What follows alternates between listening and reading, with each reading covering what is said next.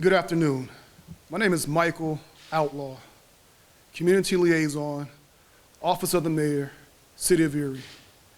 Before we begin, allow me to thank the Strengthening Police and Community Partnership Council and the Mayor's LGBTQ+ Council for their unwavering support to Chief Dan Spazzarni, the Erie Police Department, and Mayor Schimber. As I previously stated during the last press conference, this work to strengthen police and community relations is not for the faint of heart. Mayor Schimber will first explain his response and reflection to the actions of an Erie police officer on May 30th. Then you will hear from Chief Dan Spazzarni regarding the riot that unfortunately struck our beloved city. The chief will also provide details of the investigation of the Erie police officer who was involved with the protester. I will now turn it over to the mayor. Mayor.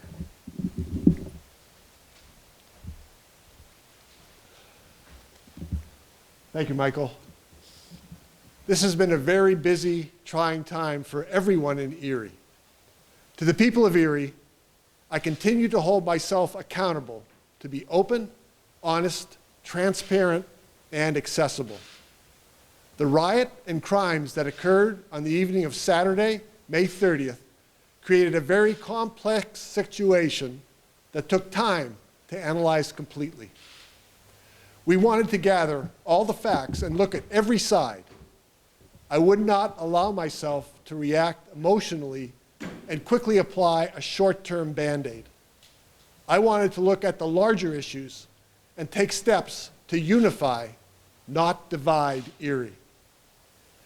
To our Black and brown communities, I want to first acknowledge that for hundreds of years, you have been the subject of systematic discrimination, racism, and police brutality. I want you all to feel safe, welcomed, and valued. You are an essential part of Erie. Hate and violence, like we experienced 2 weeks ago, will not move our community forward. Listening, learning, and making positive change will. My team and I are working towards real, sustainable, long-term change with my often stated goal of ending racism and prejudice in Erie. The whole community has a role to play in achieving that. Now, I'll address the incident with the officer and the protester.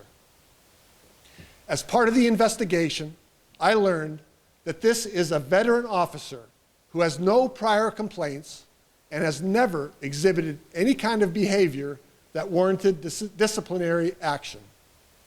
He is a well-respected, upstanding member of the community. Chief Spazzarni will talk through the details of the investigation, which revealed that the officer did follow approved police procedures. However, while the level of force is permitted under the current policy, I have concluded that the manner in which it was applied by the officer was inappropriate. Taking all these factors into account, I made the decision to suspend the officer for 3 days without pay and limit him to desk duty until he completes sensitivity training, which will be with Reverend Dr. Rich McCarty, and will include de-escalation, cultural competency, and social justice. The command staff and the entire police department will also be required to take this same training. So we're doing 3 things. First, we're suspending the officer for 3 days without pay. Second, we're requiring sensitivity training for all Erie police officers. And third, we're revising the police policy and procedures based on the new city, state, and federal initiatives and reforms. By doing this, I'm hoping to send a very clear message to everyone in Erie. I am taking these actions to build a higher level of trust between the police and all Erie residents, especially for our Black and brown communities. In addition, we will also continue the 6 initiatives to improve the community and police relations that we've already started. And we're hoping these will be an important part of ending racism and prejudice in Erie forever. These 6 initiatives are: first, implement the use of police body and car cameras as quickly as possible. Second, expand our community policing efforts, including those with the Police Athletic League's partnership and the SPCP Trust Building Series with both Erie Public Schools and Erie Community Centers. Third, we support Sergeant Tom Lennox's new 2-year position to diversify the police force so it reflects the community it serves. Fourth, we'll conduct regular community group discussions, including the Strengthening Police Community Partnerships, the United Clergy of Erie, the LGBTQ+ Council, the New American Council, and the Better Together Council. Fifth, we'll schedule open study sessions with City Council on police policies and procedures. And finally, sixth, we'll activate the 8 People's Supper initiatives and draft a diversity, equity, and inclusion plan for Erie. Before I conclude, I would like to thank members of the SPCP Council and the LGBTQ+ Council who also provided input and feedback to us. Finally, I am committed to creating an environment in Erie where everyone is treated equally. Please join me in a peaceful but dramatic transformation of Erie into a supporting, thriving community that we all want. Next, I'm going to introduce Chief Dan Spizzarni, who will provide the details around the investigation. I have the utmost respect for the chief and have full faith and confidence in him and the hardworking men and women of the Erie Police Department. Chief Spizzarni.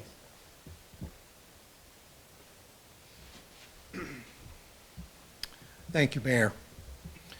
We're here to address the action of an Erie police officer during the riot on May 30th. The officer arrived and watched peaceful protesters beginning at 6 p.m.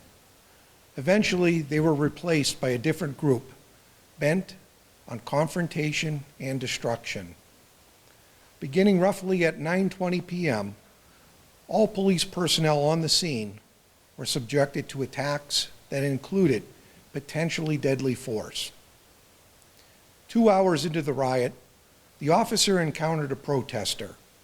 His decision to use force and the manner he did it needed to be reviewed within the existing department policies and procedures.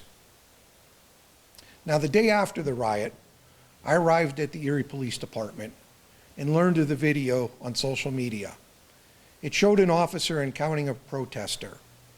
My immediate thought upon viewing the video was disgust.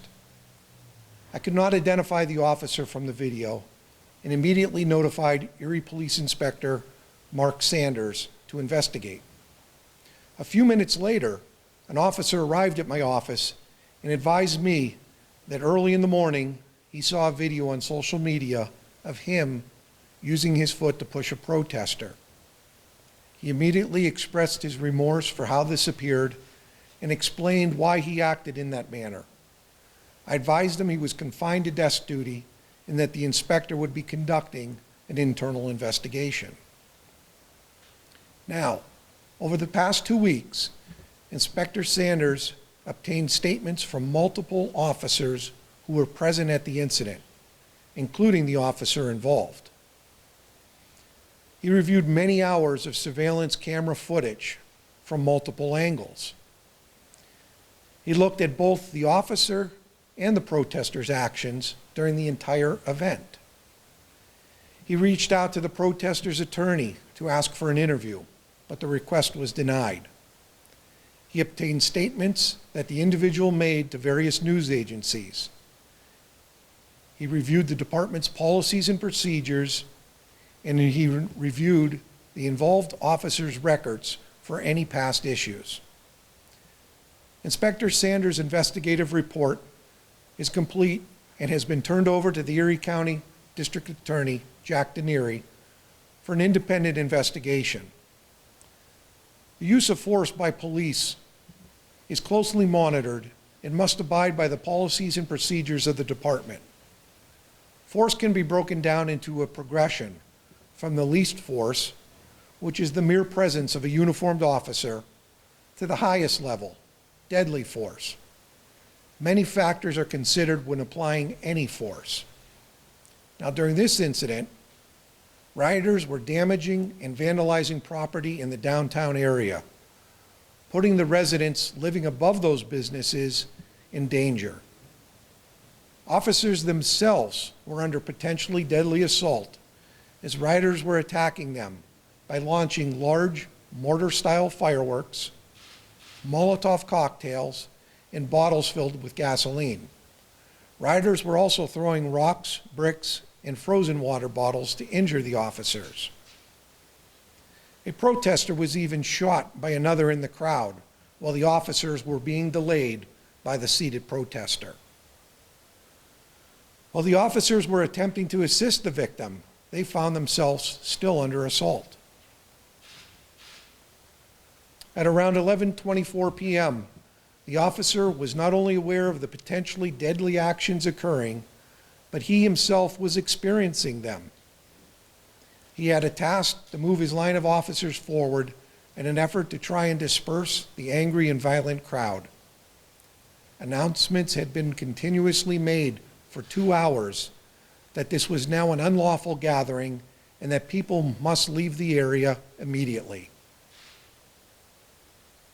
He then confronted several protesters who sat down in the middle of the street in an effort to prevent officers from doing their lawful duties, protecting life and property. The protester involved in this incident has stated that she, along with a few others, had positioned themselves between the police and the rioters, and that she heard repeated warnings to leave, but chose to remain while the others left. According to statements she made to the media, she heard gunshots and knew people were throwing fire at the police. This officer was clearly performing his duties under extremely dangerous conditions. He encountered a protester preventing police from advancing. Proper police procedure is to ensure no individuals get behind the police line as they move forward. The department's progressive steps of force that he used this night include a uniformed police presence, giving commands to move, repeating the orders to move, giving a warning if force is if the person is non-compliant, and number 5, the actual use of minimal force. In this case, the use of mace. None of these steps were successful, and the officer was justified to increase the level of force. The next level, sometimes referred to as hands-on, includes pushing, pulling, or physical touching in order to move a person. The protester was in a seated position, and in that split second, the officer made a decision to utilize his foot to push the protester to get her to move. Upon review of several videos, it is clear the officer lifted his leg and used the bottom of his foot to push on the left arm of the sitting protester. It was not a striking kick. It was not to the head. Under our current department policies and procedures, the use of force was justified. The officer involved has always been professional, is highly respected, and extremely hardworking. He has never had a complaint against him. His actions have never come close to warranting any disciplinary action. Although we strive for perfection, we are human. We must look at the entire picture when we judge actions. Was the intention an honest attempt to do the right thing, or was intentionally cruel and premeditated? This incident, done under these circumstances, was not done intentionally or with the intent to harm, but with the purpose of doing a tough job under extremely difficult circumstances. I want to thank the members of the Strengthening Police Community Partnerships Council, the Mayor's LGBTQ+ Advisory Council, and the United Clergy of Erie for their candid comments during our meetings on this matter. Lastly, this experience was a crucial learning moment for our department. I ask the citizens of Erie to pray for the officers who protect us every day, that we may have the courage and conviction to do what's right all of the time. I ask for compassion and understanding as we move forward as a community united.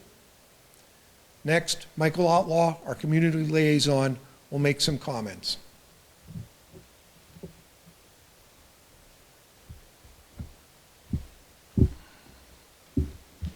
Thank you, Chief Dan. And thank you, Mayor Schimber. Since Mayor Schimber has been in office, he has boldly and courageously confronted the Goliath of racism. Rather than withdraw from the contentious and conflicted conversation of polarizing politics of race, Mayor Schimber has become a repairer of the breach, a bridge builder of trust and transparency in and with communities of color. To the nonviolent, peaceful protesters who are exercising their First Amendment constitutional rights to join with their voice in action, the millions of people around the globe to speak against police brutality, the killing of unarmed black men, women, and children, and calling for policy reform, I want to assure you that the mayor and his administration have heard your collective demands for accountability and justice. Please be assured that we are moving forward, positioned for the steady process of change. However, understand we need to continue to work together to bring about change in a peaceful, non-violent way. Next, to the brave men and women police officers who take pride in protecting and serving the community, the SPCP Council thanks and salutes you for modeling the behavior and leadership that reflects true community policing. I stand here with complete confidence and trust and support in the mayor, Chief Dan Spizzirny, and the Erie Police Department, as well as the SPCP Council, committed to accountability, transparency, and working to strengthen police and community relations. As a black man, please know that I sympathize and empathize with your frustration and challenges we see being played out around the world and in our community and the Erie Police Department. That frustration has been expressed internally over the last 2 weeks with the council, the mayor, Chief Dan, and other officers on his command staff. The members of the SPCP Council can attest we engaged in challenging and at times heated conversations. Nonetheless, we remain steadfast in our integrity with the community and continue to stand in solidarity with the Erie Police Department and Mayor Schimber. We are committed to keeping our hands to the plow of justice, accountability, and transparency to nurture the relationships with the community and the Erie Police Department. We have faith in our community, in Mayor Schimber and Chief Dan, as well as the Erie Police Department.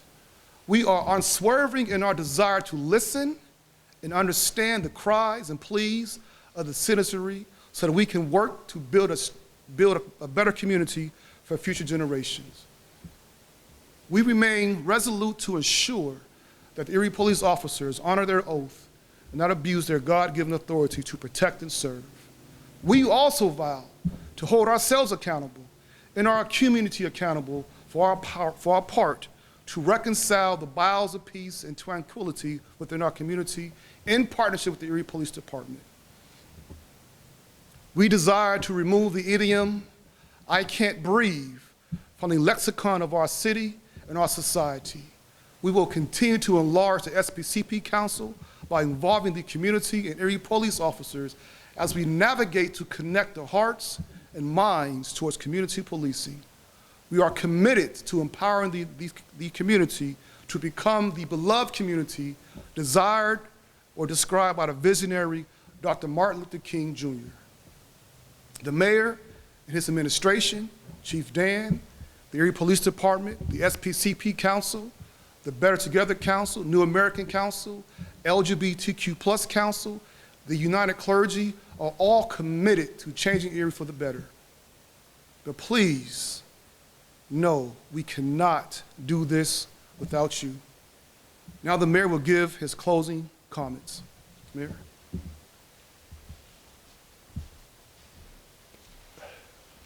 Thank you very much, Michael. I'm sure there will be people who feel that what we are doing is too much. There are also people who will feel we aren't doing enough. We are doing what we believe is just and will bring Erie together as a community where everyone is accepted and valued, regardless of their religion, their ethnic heritage, their address, their gender, their age, their job, who they love, or the color of their skin. This ends today's press conference. We'll now be available for individual interviews. Thank you very much for being here.